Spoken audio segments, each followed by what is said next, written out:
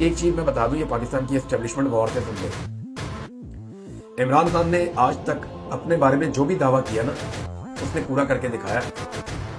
उसने कहा था मैं गोली भी खा लूंगा, और उसने गोली खा के दिखाई। उसको गोलियां मारी, वो फिर भी डट के खड़ा हो गया। उसने कहा था मैं एक्सपोज करूंगा, उसने करके दिखाया। उसने कहा मैं आखिरी गेम तक लड़ूंगा, उसने लड़के दिखाया। उसने जब कहा मैं सरप्राइज दूंगा, उसने सरप्राइज दिया। उसने कहा मैं इलेक्शन जीतूंगा, वो ये कह रहा है ना कि आखिरी सांस तक मैं इस लड़ाई को लड़ूंगा और मैं नहीं चुकूंगा और खुद मुख्तारी के लिए आखिरी सांस तक लड़ूंगा। खड़ा था, खड़ा हूं, खड़ा रहूंगा। तो आप इस बात को पल्ले बांध लें। जितनी जल्दी आपको ये बात समझ आ जाएगी, उतना आपका फायदा हो जाएगा।